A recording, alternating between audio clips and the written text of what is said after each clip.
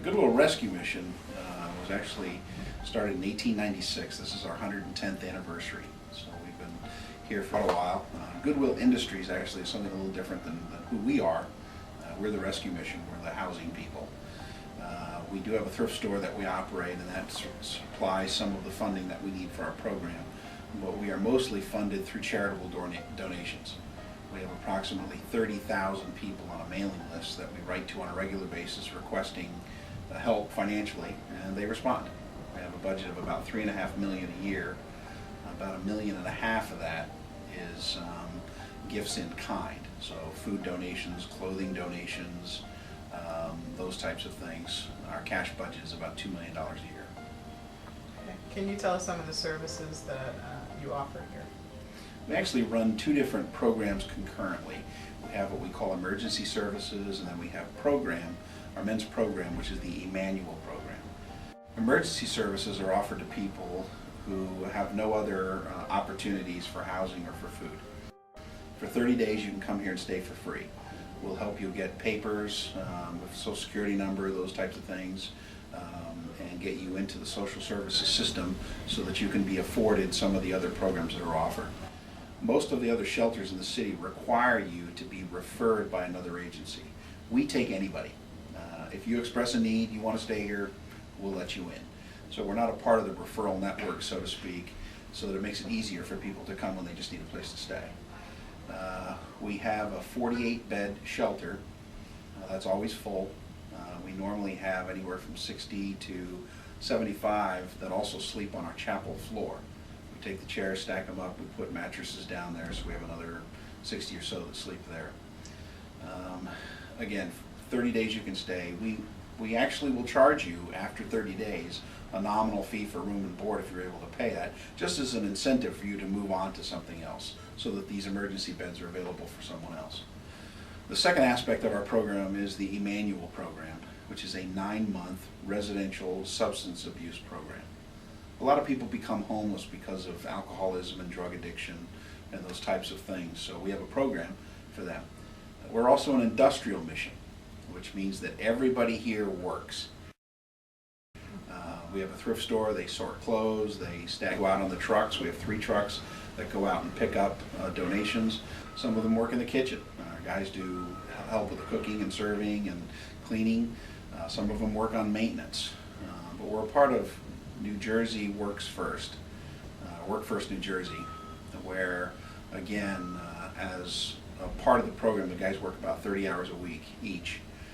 And then they go to classes as well. So we have specifically Monday is set up for classes. We have a learning center where they learn the basics of computer skills.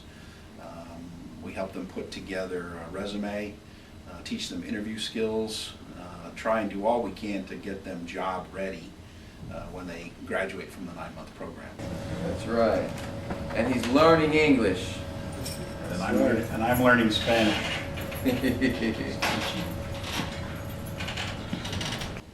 How would you assess poverty and hunger specifically in the Newark area itself?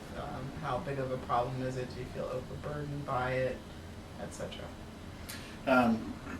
I am native to the New York metro area, although I've only been here at the mission for 2 years. What I've seen in Newark is the last several years we've gone through a renaissance. We've had a lot of change. We've had a lot of improvement in the city. The problem of poverty in our inner cities and in the state of New Jersey is interesting because overall in the state we are one of the wealthiest states in the United States. We have like the #1 and #2 counties in all of the United States. And yet, in addition to that, in Camden County especially, I think it's one of the worst states in terms of poverty. So there's a huge disparity between the two groups that occupy our state, the upper class and the lower class. The opportunities for the lower class are minimal. Education is really the key. If our kids in the inner city can get the education, then they can move on. But the problem is that the education systems are difficult for a young teenage boy especially to finish and go through and be successful. For us, we have to get them, and a lot of times we help the guys get their GED so they can go on, and we encourage them to go on to college, even community college or whatever, so that they can further their education, because it's really going to be key to their success. But the poverty that I've seen in Newark is devastating because there's often a sense of hopelessness. If a young man wants to make money, he's going to have to go through an education system that does not really provide an advantage for him, so that he doesn't see any advantage in that, so he quits school, but then he can't get any kind of a job that he's going to make money, and so he resorts to crime. The people in the neighborhood are getting rich because they can deal drugs, but then they end up in jail. So the opportunity for these guys to make money is short-lived, and then they're in the revolving door prisons. When you go to jail, you actually have to pay for the services that you receive in jail once you are released.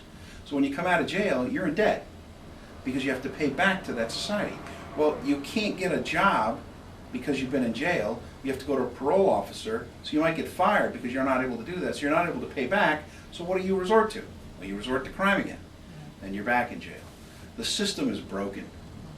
We are living, I'm just reading a book called Prison Nation, where that is how we've decided to house some of our poor, is through prisons, only by default. And it's a horrible system, and there's injustice here that, again, our goal is to address some of those issues and bring justice to the people who need it the most.